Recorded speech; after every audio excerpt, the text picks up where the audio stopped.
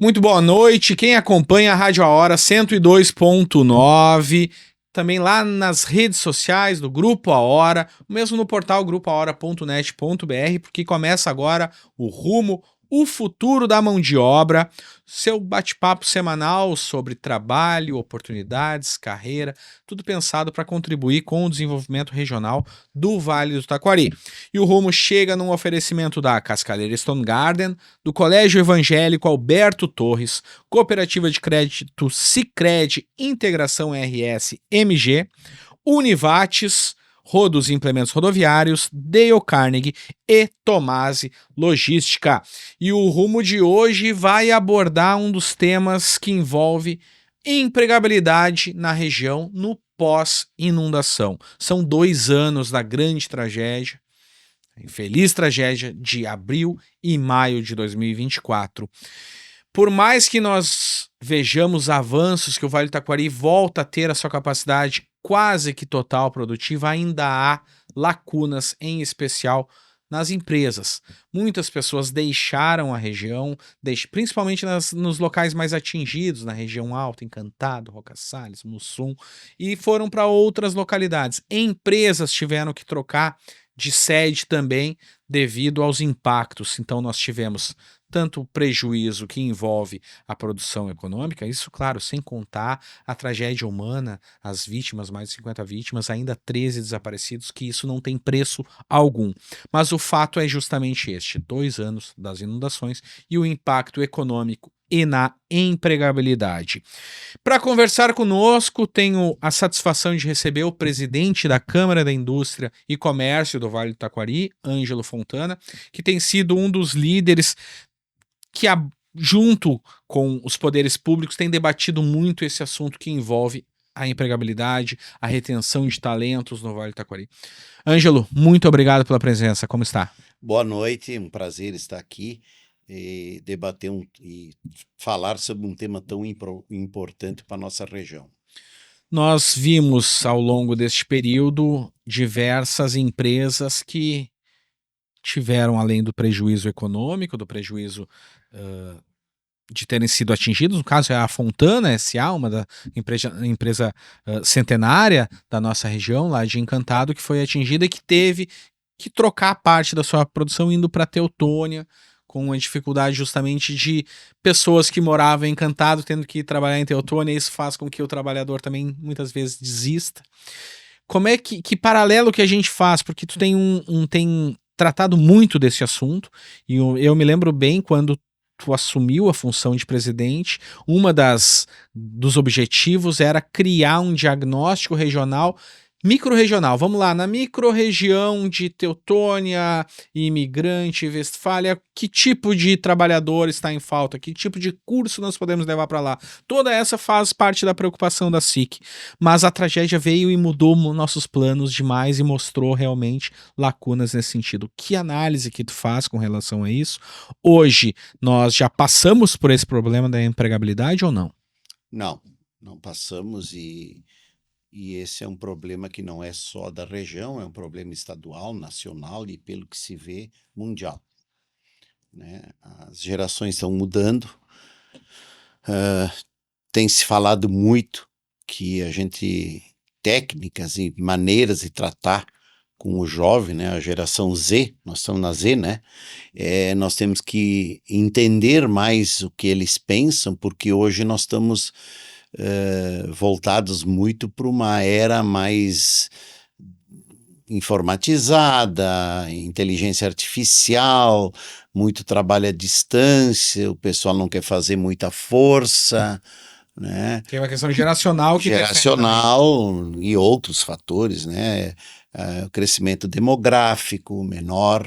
Nós vamos entrar inversão da pirâmide etária, que é o Isso Estado aí, tem nós dito. vamos em 2027 nós já vamos ter um colapso aqui no Rio Grande do Sul. A tendência, pelo que os estudos apontam, o IBGE aponta, é que vai ser o primeiro estado a ter uma população maior de 60 a mais do que até 15 anos. Essa é a reversão da pirâmide etária. A gente está falando na esfera macro, né, como entendimento. Nós temos como fator, então, essa situação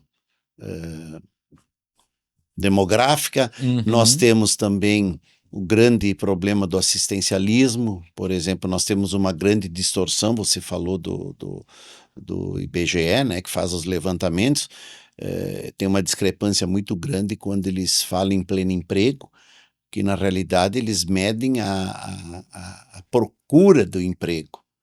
E tem muita gente que está ganhando em cima do assistencialismo, com Bolsa Família ou trabalha sem carteira assinada, que não procura emprego, não chega nas fontes de procura. Então, essa é uma questão que nós temos visto, né? Que em alguns momentos o trabalho formal via CLT ele tem perdido relevância. Ainda que a CNI tenha na semana passada, a Confederação Nacional da Indústria, tenha apresentado uma pesquisa com em torno de 2.000 entrevistados, que eu acho que é uma amostragem muito pequena para um Brasil, para dizer que a maior parte dos trabalhadores ainda aceita trabalhar com carteira assinada. É uma pesquisa que eu tenho um pouco de ressalva, porque 2.000... Quem se ouviu? E vamos lá, nós vemos na realidade as empresas dizendo que chegam pessoas que querem trabalhar, mas diz, olha, vamos manter sem carteira assinada para não perder o benefício. Exato. Então, acho que a gente está vivendo um momento em que a CLT deixou de ser aquilo que era a segurança das gerações passadas, né? A minha geração era que, primeiro eu ficava pensando com 16, 17 anos, quando que eu vou ter minha carteira assinada? Que era uma segurança. Hoje eu não sei se isso ocorre nessa geração. Justamente. Então, olha só, nós temos... porque tem muita gente que culpa só o Bolsa Família. Não, nós temos um contexto. Eu já falei em 3, 4 situações, né? Mas tem uma distorção na medida, na forma de se ver o volume de desemprego, o pleno emprego, não é real. Esse que estão apresentando não é real. Aquelas pessoas que estão dependentes do benefício, eles não procuram emprego. E não é muito difícil encontrar ocupação do bico, né? Do trabalho que não precisa carteira. Hoje tem cortes de grama, tem trabalhos de pedreiro. A própria expansão das MEIs, né? Justamente. Então, outro fator muito importante, que é uma das pautas que eu, como vice-presidente regional aqui da Fiergs, a gente está debatendo muito, é a preparação dos alunos, né, e dos professores. Não sei se é de conhecimento dos ouvintes. A Fiergs, através do SESI Senai, criou já há bastante tempo uma escola para preparação de professores, porque como você tem vindo, e veja bem uma discrepância, vamos puxar para temas atuais, o jovem pode ser reprovado em 4 matérias. Qual é as matérias que ele é reprovado? Matemática, física, biologia, português. Então, o aluno vai crescendo e a gente ouve falar muito em universidade, né? Universidade. Ele chega lá na universidade, ele não sabe o que ele está fazendo, porque ele não tem base, ele não tem formação. Isso realmente, eu fiquei muito preocupado quando eu vi, inclusive, saiu um levantamento há mais ou menos algumas semanas, do número de alunos, eu não me lembro de cabeça, mas do número de alunos que foi reprovado em 2, 3 matérias e que foi aprovado. Bom, eu sou de uma geração que rodou em uma, tu repetiu o ano inteiro. Justamente, e um pouco da disciplina, né? Porque a gente vê que com o passar dos anos, eu, por exemplo, eu sou da classe 60, né? Eu nasci em 1960. Tô quase te alcançando, viu? E eu fui vítima da reforma do ensino, né? Sim. Quando saiu aquele exame de admissão, a gente começou a fazer 6ª, 7ª, 8ª série, né? Terminou o ginásio.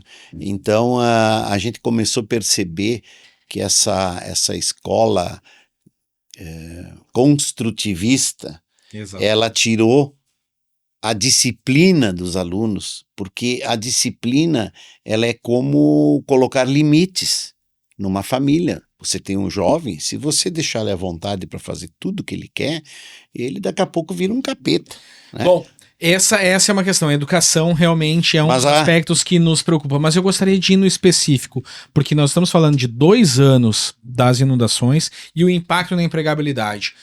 Pelo contato como presidente da SIC, integrante da Fiergs, pelo contato que tem com as empresas locais, o que nós temos de resultado desses 2 anos da inundação até agora em termos de perda de talentos, ou a gente conseguiu manter a mão de obra? Bom, a gente fez essa análise agora mais ampla para entender que não é só aqui, mas na realidade, desde das cheias eu como vítima pela minha empresa, pelos meus funcionários, a minha família, amigos, a minha comunidade e a região, nós fomos vítimas já desde setembro de 23, né? Setembro, novembro e maio de 24.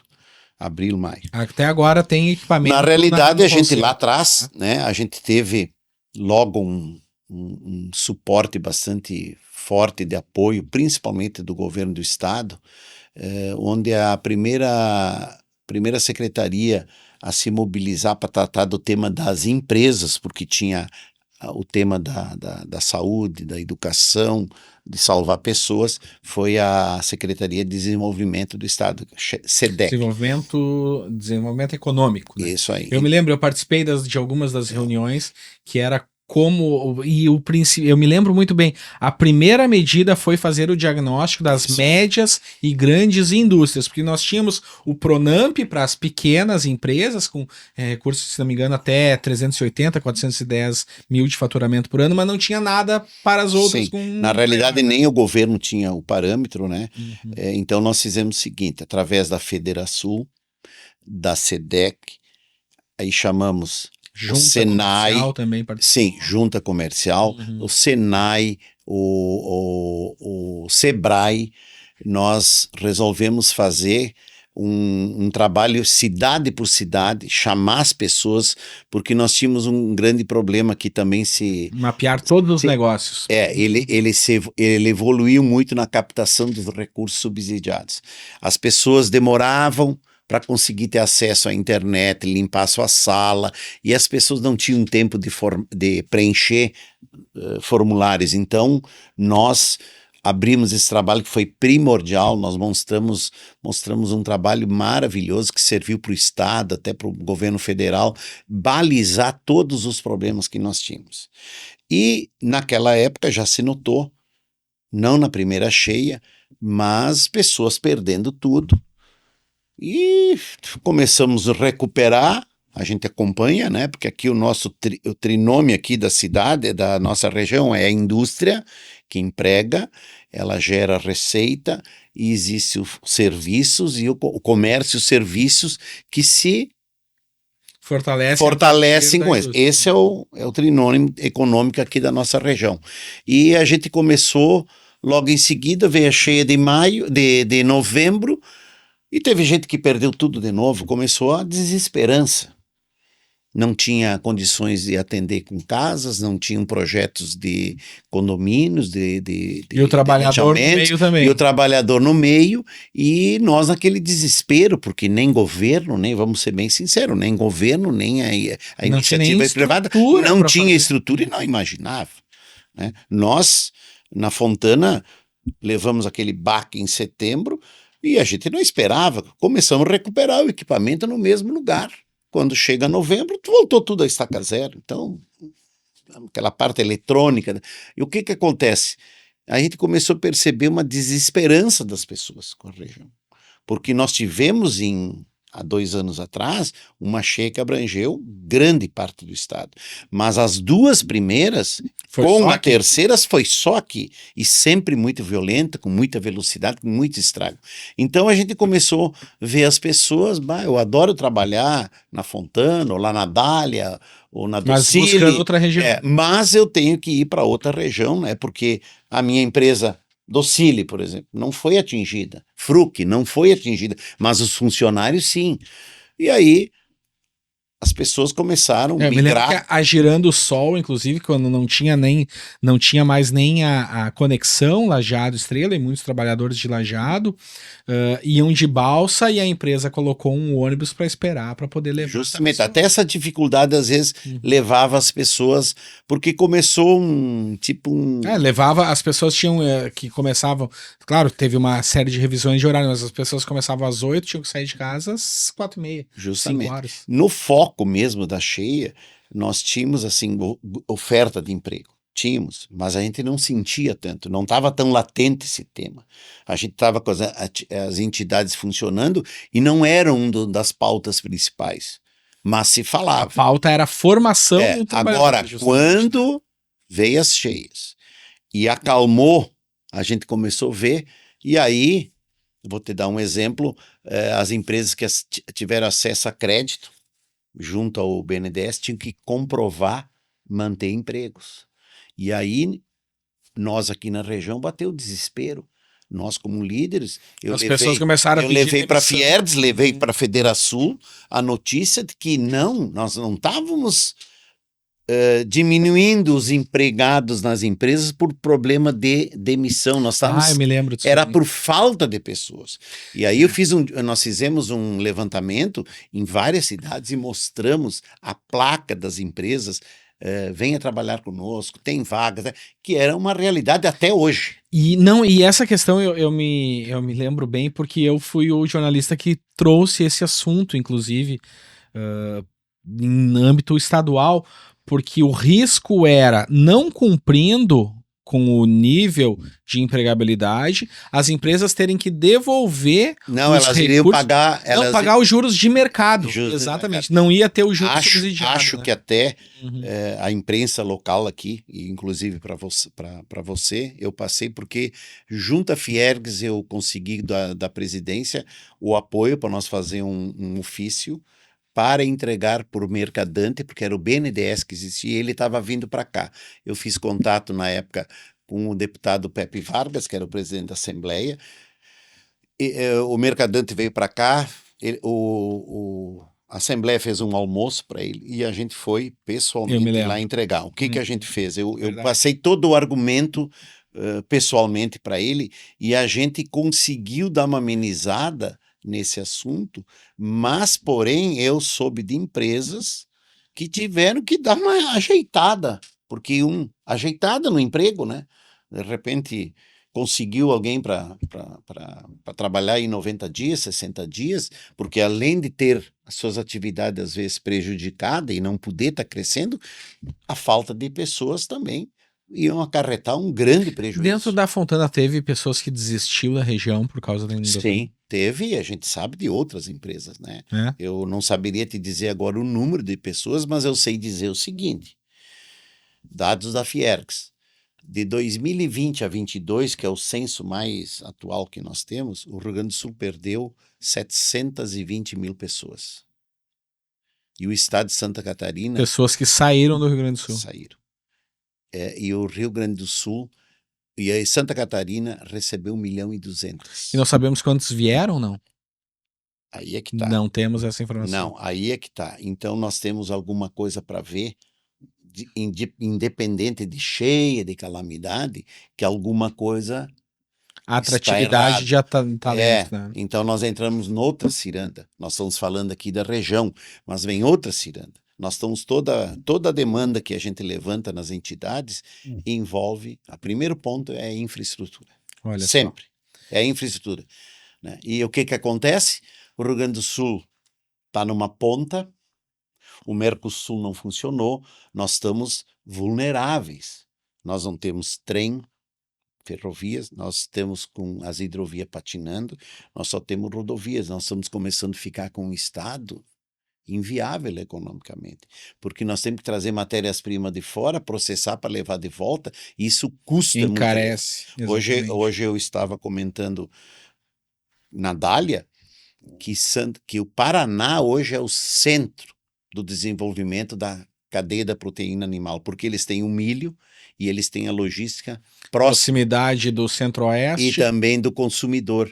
Então, São Paulo, nós pertinho. começamos a ter grande dificuldade de competitividade. E nós temos um histórico de produção de alimentos no Rio Grande do Sul, né? Quando se fala em emprego, precisa ter as empresas, senão não se fala em emprego. Então, tem um tema de casa muito forte para se falar, está se debatendo. Acho que a comunidade gaúcha, tanto as entidades, ainda falta uma puxada de orelha. Como eu sempre digo aqui no Vale, nós temos muita vaidade, mas nós temos que nos unir mais, nós temos que nos centrar para buscar os temas que nos interessam e deixar nossas diferenças, ou políticas, ou de time de futebol, para buscar as nossas coisas. O Rio Grande do Sul, ele é muito polêmico. O Rio Grande do Sul é o estado mais crítico na justiça.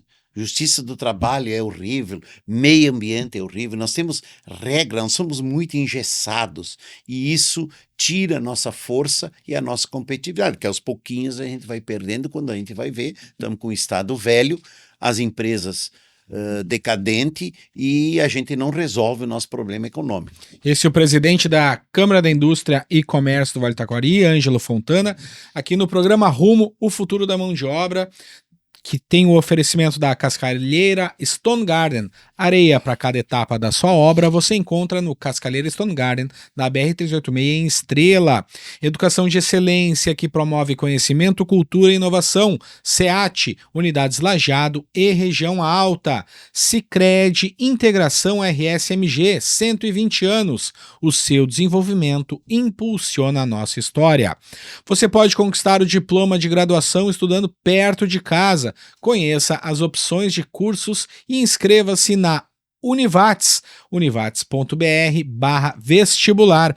Do Vale para o Brasil, Rodos e Implementos Rodoviários é a solução para reboques, semi-reboques e carrocerias.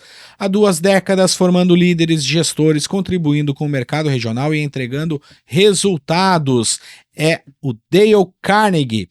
Tomasi Logística, acesse o nosso Instagram, @TomasiLogística, e fique por dentro das nossas oportunidades. Este é o programa Rumo, o Futuro da Mão de Obra, aqui pela 102.9. Você pode nos acompanhar também no grupoahora.net.br ou mesmo no YouTube do A Hora TV. Além, claro, do Facebook, nós em imagens aqui com o Ângelo Fontana, presidente da Câmara da Indústria e Comércio do Vale do Taquari. Nós vamos para o nosso primeiro intervalo comercial e voltamos para falarmos mais sobre esses 2 anos da inundação, os impactos na economia e na empregabilidade do Vale do Taquari. Temos assuntos importantes, inclusive na semana passada, a presença do governador Eduardo Leite, num encontro da Câmara da Indústria e Comércio, em que esse foi um dos assuntos, mas também se falou muito sobre investimentos, sobre a necessidade de moradias e, claro, de investimentos na logística regional. Nós já voltamos.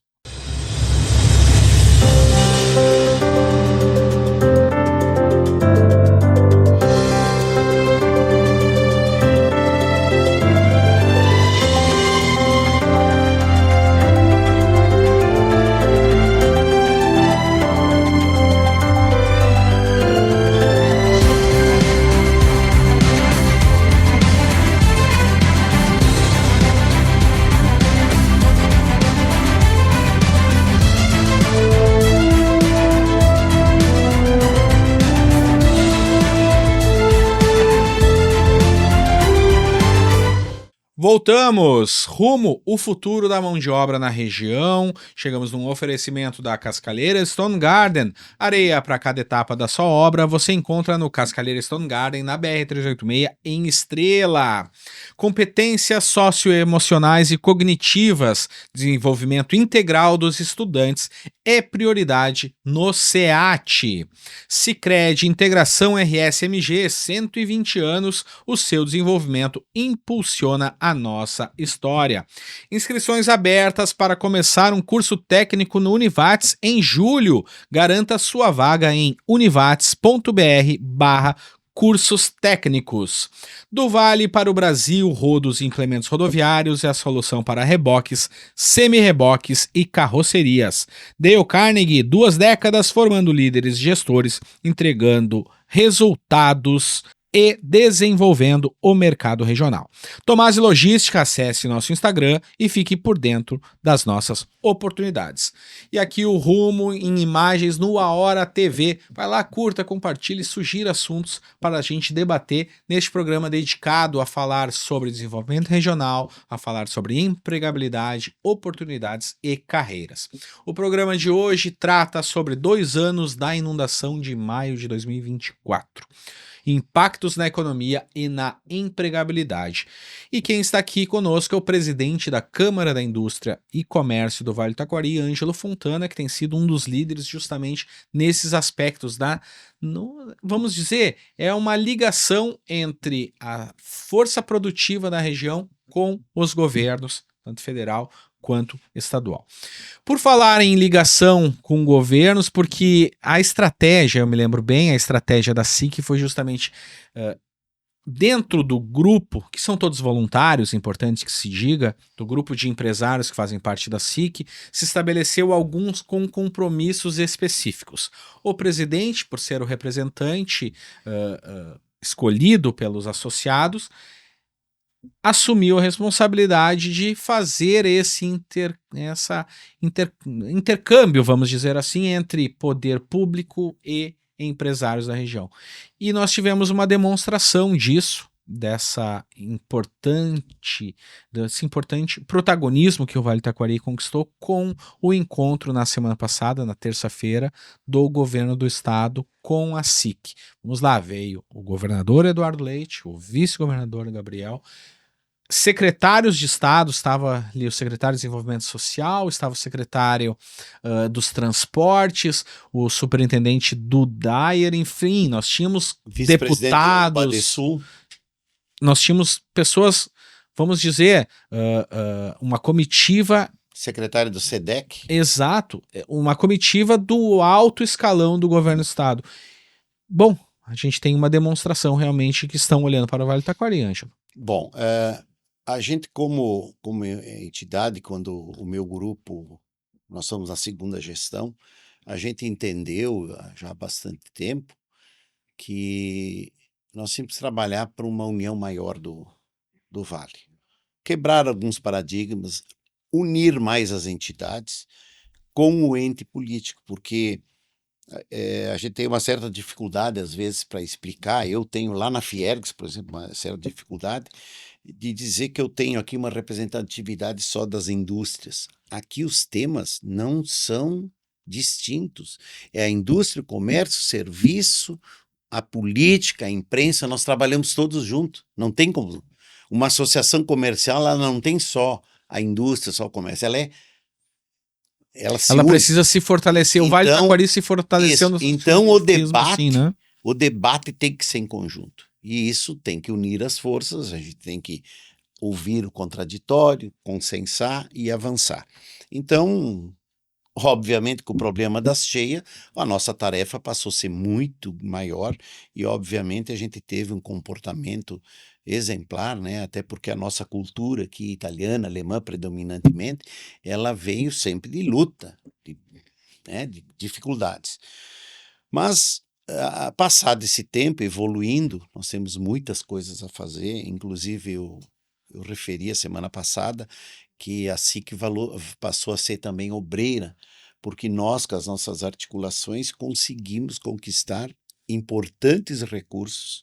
Poderia dizer assim que nós captamos 30 milhões e meio de dinheiro doado do Reconstrói. Quem é o Reconstrói? A Federação, o Instituto Link, o Instituto Floresta. Nós conseguimos captar, esse recurso foi passado para a SIC montou uma estrutura e desenvolveu projetos junto com as prefeituras, junto com os municípios, de atendimento à reconstrução. Pontes, canalizações pluviais e contenções. Com isso, nós fomos acompanhando todas as demandas que tinha estadual e federal, e às vezes as nossas demandas, o nosso trabalho se cruzava em alguns aspectos. A gente viu uma demora grande e muita crítica sobre a construção de casas. Mas se a gente for fazer uma retrospectiva, a gente vai ver que os municípios, desde setembro de 23, não estavam preparados com loteamentos, não tinham projetos. O dinheiro federal estava ali, mas não podia usar, e isso demandou, e agora a gente está vendo que está saindo, ou seja, demorou, mas está saindo. E outras fontes, né? Educação, saúde, agora sempre vai faltar recurso. Então, a SIC fazendo parte desse contexto de reconstrução, achou por bem assumir o protagonismo e lançar a ideia de convidar tanto o governo federal como o governo estadual. Nós, o mês passado, fizemos um encontro com o governo federal, onde o secretário, né, Maneco, e o deputado Pimenta, ex-ministro, foram os representantes. Nós reunimos também as forças políticas, os empresários, para fazer um agradecimento sobre o apoio e a atenção despendida para o Vale Taquari. Nós fizemos agora, terça passada, dia 5, um mesmo evento, com os mesmos convidados, para o grupo do governo do estado do Rio Grande do Sul. Né? Como você referiu, veio uma comitiva muito grande, governador, vice-governador, secretários, foi muito prestigiado o evento, e a gente não podia ser diferente de mostrar as nossas obras para o governo conhecer o nosso trabalho, até porque na segunda etapa do Reconstrói RS, onde nós estamos botando 26 milhões e meio, como é que é os 30 milhões? Foram parte das pontes e 26 milhões agora, então ele se complementa, primeira fase, segunda fase, 30 milhões e meio. Nós tivemos, se não me falha a memória, mais de quase 40% de todos os recursos que Reconstrói RS vieram para o Vale, né? O governo assumiu essa segunda fase, que é os 26 milhões e 300, passado para a SIC. 30%, né? Os municípios tinham que entrar com 30% de contrapartida. Como os municípios estão muito exauridos de recursos, o governo do estado também acho que entendeu ser importante para ele, né? Estar dentro assumiu esses 30% via a alternativa do Funrix. Só que ontem, na semana passada, a gente registrou que a nossa etapa está quase pronta. Nós fizemos um total de 49 obras em 22 municípios. Parte dessas obras, que é a maior parte, 70%, nós já estamos no fim de maio, início de junho. Não saiu nada do Funrix ainda. Do Funrix está saindo. Então, ontem na terça-feira a gente empenhou a palavra do governador de que o recurso está vindo, e ele vem de uma rúbrica maior do que a nossa. Caminhos, e eles têm um termo lá. Rotas de resiliência? Isso, justamente. Canalizações, contenções e áreas e estradas que servem de áreas de escape. Justamente. Então é uma rúbrica que tem quase 250, 280 milhões que vai ser lançado, e a nossa cota é 11 milhões e 300 para atender alguns municípios que a SIC teve que selecionar, deixar uns para nós executar e outros para o governo. E outra, nós conseguimos fazer a separação porque misturar o dinheiro público e privado não ia dar certo, o Tribunal de Contas não ia aceitar. Então, foi uma criatividade, semanas de trabalho. Um gesto de muito trabalho nosso, compreensão dos doadores, para poder separar isso, passar os recursos. Bom, feito isso, a gente fica mostrando para o Estado e para a nação, né, para o Brasil, o quanto a gente está procurando fazer um esforço, e ainda temos que buscar mais coisas para fortificar. Por exemplo, nós conseguimos a Ponte dos Vales. Ela já é um suporte para uma eventualidade que nós quase perdemos, a Ponte de Lajeado. Tem toda uma ligação de rodovias estaduais que serve como quase um anel viário, porque a gente vai desviar todo o trânsito que vem da 453, da 130, da região do Vale do Rio Pardo, não vai precisar entrar na área urbana de Lajeado, por exemplo. Vai poder fazer a ligação direta, então economiza caminho e faz com que também o trânsito fique mais seguro nesse local, porque é menos caminhão, é menos movimento. Qualquer pauta que você levanta, sempre a infraestrutura está em primeiro lugar, a mobilidade. E nós temos que nos dar conta, nós temos um debate meio forte sobre a concessão do Bloco 2. Eu queria referir a isso. A concessão do Bloco 2, dentro de uma visão de floresta e não da árvore, ela se complementa com obras que nós não podemos esquecer, que com a queda da ponte da Rio do Meio Lajado, nós tivemos como válvula de escape estradas do interior, a RS 332 que liga Soledade a Encantado, a RS 129 que liga Roca Salles a Estrela. Só que essas estradas já estavam precárias e com o aumento do tráfego, com o aumento do peso, elas se detonaram. O que aconteceu? O governo do estado está realizando uma reforma geral nessas duas rodovias, que é um suporte muito importante para nós.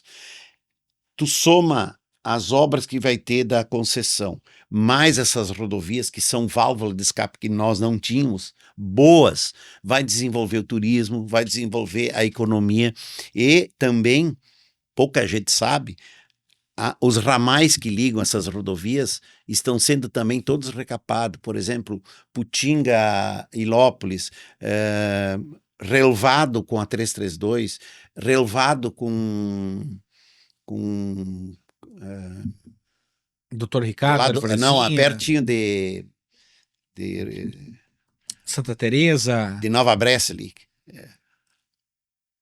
Tem aquela cidadezinha pertinho ali. Bom, várias estradas estão saindo, complementando esse anel viário. E nós temos uma luta que não pode se parar, nós temos que ficar pensando que a nossa região não vai parar de crescer. Nós temos que buscar uma alternativa para mais à frente do anel viário. Claro, com certeza. Essas visões e essas bandeiras que a SIC tem adotado em termos de infraestrutura, elas dão conta de um conceito, de uma lógica de garantir redução de custos. Claro que isso essas obras elas trazem uma série de outras coisas.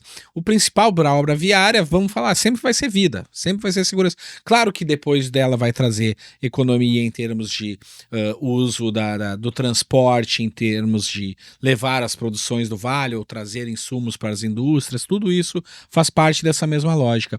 Mas agora nós temos essa questão que envolve a infraestrutura, mas também uma preocupação muito grande por parte das empresas com o que vai vir. E, bom, temos a entidade trabalhando em termos dessas bandeiras e estratégias regionais, ao mesmo tempo um empresário também que fica receoso quando vê que tem um novo Super El Niño se formando e que há um risco de novas inundações. Hoje, empresas estão mais preparadas para pensar esses planos de contingência, essas formas de lidar com uma região que é das mais propícias do estado para grandes inundações? Eu diria que a dor ensina a gemer. Acho que sim, porque eu posso dar o exemplo da Fontana. A cheia de setembro foi grande. Vamos botar em ordem assim. A de maio de 24 foi a maior. A de setembro a segunda e a de novembro a menor. Mas eu diria para ti o seguinte, o ocorrido em setembro e novembro foi menor o prejuízo do que a de maio. Por quê? O maior, quer dizer. A maior não deu tanto prejuízo. Exato. Por quê? Porque as empresas, então, vendo que poderia se repetir, começaram a levantar seus quadros. O maior prejuízo da Fontana foi parte eletrônica das máquinas, né, que fazem embalagens, né? Então, se ele ergueu essas máquinas, quadro de comandos. O que foi para Teutônia? A Fontana investiu lá nós havíamos investindo antes da cheia numa renovação do parque industrial, atualização de equipamentos. Nós compramos 2 linhas de sabonete que produzem em torno de 450, 480 sabonetes por minuto. Só para ter uma ideia, isso que tu falou, né, de botar em ordem, o que a gente não pode perder de vista é que em 2023 e 2024, num recorte de 7 meses, nós tivemos 3 grandes inundações que estão entre as 5 maiores do século. do século, e por mais que a gente pense, bom, isso não vai acontecer, a gente não tem mais certeza se não vai acontecer de Sem novo. dúvida. Então, o que a gente vê hoje, que plano de contingência, pensamento em termos de conceito de resiliência, eles têm que fazer parte do que a gente aprende na escola. Sem dúvida. A gente tem demonstração e tem visto, né, que da parte do governo, e é mais visível na parte do governo do Estado, um aumento da importância da defesa civil, um aumento no contingente e nos equipamentos de bombeiro, a segurança. O que eu acho que, se eu fosse apontar um dado que faltaria para nós, é o trabalho no leito do rio. Né? O governo diz que está fazendo batimetria, tá? Mas a gente teve, eu que convivi e vi, a maiores estragos que a gente viu em deslizamento e contenção de água foram dos morros, foram das cidades altas. Em maio de 24, municípios tipo Putinga, Ilópolis, Antagorda, em 3 dias, dia 1º ao dia 3 de maio, choveu 1.050 milímetros. 3 dias. É muita água. Uma É o enxurrada. que chove num ano. Em Encruzilhada, aqui em Pantano Grande, né? Agora nós tivemos recentemente, semana passada, se eu não me engano, retrasada, município aqui que num dia, acho que foi sexta-feira, teve 300 milímetros de chuva. Não tem quem segura isso. Não existe prevenção. Mas hoje nós estamos mais preparados. Então eu acho que nós temos equipes de socorro, nós estamos com o nosso espírito mais preparado. E nós temos que cada vez, que nem acontece com o povo lá do Japão, eles não têm muito onde escapar. Os maremoto, terremoto, eles estão preparados para isso. Então nós agora temos que ficar sempre alerta. Tem que virar tema de escola. Tem que virar. Tem que Mas virar nós temos que cobrar. assunto principal. Isso, nós temos que educar, nós temos que trazer as pessoas e nós temos que exigir aquilo que ainda não foi feito, né? Acho que nós temos que desassorear o rio, nós temos que limpar o rio, nós temos que pensar, já está sendo feita assim nós não podemos mais permitir construir ou reconstruir em áreas alagáveis. E o que fazer com a população também? Porque nós iniciamos o debate falando de o impacto na empregabilidade de empresas que viram seus quadros reduzirem. E como fazer para que esse tipo de análise esteja também presente naquele trabalhador que ajuda a manter as empresas, que ajuda a manter a geração de riqueza e, enfim, e a pujança do Vale do Taquari? A gente não consegue salvar o mundo, né? Mas Encantado criou o SOS Habitar através da iniciativa de um grupo de voluntários capitaneado lá pela Associação do Cristo, pela Andurvales, pela CI. Nós criamos esse SOS Habitar, que num primeiro momento foi construído 2 prédios de 19 apartamentos cada um, exatamente para atender famílias atingidas, mas que estivessem trabalhando nas indústrias locais. Isso é fundamental. A formação desse projeto, ele não se limita a Encantado. Ele visa multiplicar. Por quê? Porque nós vimos que nós estávamos tendo... Como é que é o nome do programa? SOS Habitar. SOS Habitar. SOS Habitar. A coordenadora dele, até vale a pena conhecer mais a fundo, né? Porque essa questão, Ângelo, do SOS Habitar, ele vai muito ao encontro que nós temos visto sobre o movimento dentro dos fluxos migratórios, não só de imigrantes, mas assim, o Vale do Taquari ele sempre teve uma capacidade de atrair trabalhadores que vinham lá de Bagé, da região de Rosário, do Sul, quanto que vinham de Soledade, que vinham de diversos, de Santa Maria. Nós sempre tivemos trabalhadores que vinham dessas outras regiões. E agora está faltando moradia. Mas veja bem, olha o projeto. A Raquel Cadori... As pessoas não querem vir porque está muito caro. A Raquel Cadori e o Rafael Fontana que estão coordenando. Então, olha que bacana. Nós vimos, e está acontecendo, a movimentação daquelas pessoas mais carentes que os governos, os municípios estão tentando resolver a situação. Mas esses trabalhadores, eles não têm cobertura, eles não se enquadram nessa construção popular. Então, pensando nisso, o SOS Habitar fez o seguinte: a pessoa não ganha o apartamento, ela não compra o apartamento, ela vai lá, ela tem direito, ela serve para quem está sem a residência ou nesse fluxo migratório. A pessoa chega lá, ela tem direito de usar o imóvel até 5 anos, ela paga de aluguel 10% do salário mínimo e ela paga o condomínio. A propriedade sempre vai ser do SOS. Terminados 5 anos, pode até ter uma renovação, né? Mas entra outra pessoa. Não, e daqui a pouco uma pessoa que se institui, veio para a região, gostou, conseguiu prosperidade, trabalha em 5 anos, ela vai estar planejando. Exatamente, é esse pensamento, Interessante, esse muito trabalho é interessante. muito interessante e ele pode servir para todos. Muito Ele interessante foi mesmo. modelado para ser do Vale do Taquari, SOS Habitar Vale do Taquari. Exatamente, a pessoa vem, né, se estabelece, a Dália ou a Fontana traz alguém para lá, ele vai lá, mora, enquanto ele está prosperando, comprando um terreno, construindo sua casa, é esse espaço de tempo que a gente pensa. Então, são maneiras e criatividades que a gente tem para resolver os problemas. Olha Só que tem que ter uma movimentação Não, e normalmente é o voluntariado, ser propagada. é o associativismo voluntariado. Para te dar uma ideia, um empresário doou o valor de 3,5 milhões para fazer uma torre. Com quantos apartamentos? 19 cada um. Olha só. E aí, não sei se você vai lembrar, mas foi feito um evento, um jantar numa terça-feira, onde foi vendido 486 convites a R$1.000 para acompanhar o lançamento do livro Fogo e Paixão. O dono da rede Fogo de Chão, que é da nossa região, se ofereceu para fazer esse evento, onde ele ia lançar o livro dele. Ele contratou um show, né? Ele trouxe o gaúcho da fronteira e o guri de Uruguaiana.